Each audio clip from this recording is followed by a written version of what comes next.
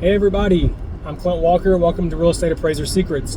Today we're going to talk about why you must never send your appraiser active, canceled, expired, or even active under contract sales when you're trying to get a reconsideration of value. So to understand that, we got to go down the rabbit hole a little bit of appraising. At a minimum, your appraiser has probably spent 4 hours doing the appraisal report. That's driving to the property, doing the inspection, pulling comps, driving comps, doing all the data, checking the zoning, everything that we have to check and verify at a minimum on the easiest thing that will come across our desk, 4 hours. On average, we're probably looking at 5 to 6 hours for an appraisal. I recently taught a class where I asked the class how much time, and this was a class of agents, how much time do they think an appraiser spends on the appraisal report? Many people thought that it was 1 to 2 hours. There's almost no appraisal assignment that takes that little time. So I would love for you to remember that when you see our fees, because I see people comment and say that appraisals are expensive, or they're too expensive, or that appraisers are charging too much. And I totally disagree. I think that for what you were getting in that appraiser's time and the amount of information in that report, it's a real bargain. The key is you having the knowledge to know how to fully use that tool. And that's what I'm always trying to give you. So, backing up, a minimum appraisal, 4 hours. Average appraisal, 5 to 6 hours. And I will never forget that when I was a trainee, my supervisor told me, he said, "Clint, these reports take a lot of time, but what takes even more time, but if you're going to come in low, like if the appraised value and the contract price on a lender assignment are not going to work out, like the appraised value is going to be low and make everybody mad," he said, "you're in for about twice as much work as when everything works out." And that's twice as much. That's a lot of extra work, even on the front end, for me at least. Because whenever I get my assignment and I start digging in and looking at the listing and analyzing the contract, which we have to do, I try to start from a place of giving the agents and the buyers the benefit of the doubt that the number that they put on the list price and the number that they've agreed to pay for the property is coming from some informed place. And something like 90 or 95% of the time, it seems to be, and everything's fine. But you got that 5% where I look at that number and I can't make heads or tails of it. Well, because I'm giving the parties the benefit of the doubt, I don't just look at it and say, "Oh, they're nuts," and call it whatever I think it should be. I dig in and I do more, and so much extra analysis, and look at, I usually look at I'll have 6 comps in my report. I probably look at a dozen before I narrow down to those 6. And if there's a issue where I'm gonna have to come in with an appraised value that's lower than contract price, I'm probably gonna look at twice that many comps just to make sure that I haven't missed anything, because I take that seriously, and I think most appraisers do take it very seriously to potentially throw a wrench in a deal. So a minimum appraisal, 4 hours, most appraisals 6 hours. On one where we are throwing a wrench in the deal by being objective and just doing our jobs, we're looking at maybe 8, 10, 12 hours of work. Okay, our fee doesn't go up if we're throwing that wrench in the deal. It's because it's the same fee, so our hourly rate starts to plummet, right? Okay, so that's the framework that I need you to know about. And so I started this off by saying why you should never ever send an appraiser active, expired, or canceled, or under contract listings for your reconsideration of value. If we come in below the contract price, we 100% expect to get a reconsideration of value. I hope that you always do it. Don't give up. Go look for other comps. Try to convince the appraiser. I mean, that's advocating for our clients on the agent side, is doing everything we can to provide more data to get that up. What I often see is agents will send me what seems like just sort of the shotgun approach to comps, and there will be active listings, there will be expired listings. Expired listings are 100% worthless. Canceled listings are 100% worthless. And sometimes there are listings in the reconsideration of value that are already in my report. So I've already spent 6 hours on average, maybe now 8, maybe 10, making sure that I've looked at every single listing on this. I expect the reconsideration of value.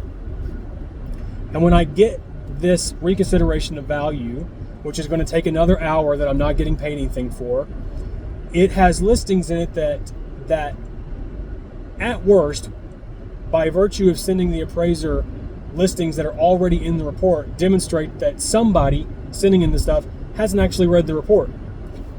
They've gone through and looked at the final opinion of value, become unhappy, and they've sent in a bunch of comps and told the appraiser, who's already put in a lot of extra time for free, to sort it out. So I'm telling you all this, and I mean, I don't want to sound grumpy about it, and I'm not really grumpy about it, but I just want you to remember that there's a human over there. Even the grumpiest appraiser is still a human. And I think that one of our biggest strengths as agents is our people skills. And so when you can remember that you're dealing with a person and you understand now how much time that person has put into this report, and this is sort of the ideal situation. There's bad appraisers out there. Okay, I'm not saying they're all good, but you will be serving yourself the best to assume that this person has done their best and approach it with that attitude. So look through every comp that they've got in there. The MLS numbers are in there. You can copy and paste them into RealTrax and look at every single one that they've looked at. You can look at those comps that they've included and pick them apart. The appraiser should be expecting that, right? Because we should have looked at every one of those comps on their own merits and pick them apart ourselves. So if somebody wants to argue with us about it, it's not a big deal. We have reasons for everything we've done. That's what we're supposed to do. So pull up every comp. Make sure you know all the comps that are in there, so you're not sending us ones we've already spent time looking at.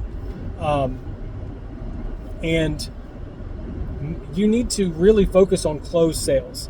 Now, some active and pendings can be okay if it seems like, if you've read the appraiser's report and in their summary of their comparable sales, they are mentioning that the active and pending listings were some sort of barrier to them, getting to what the agents thought the property was worth.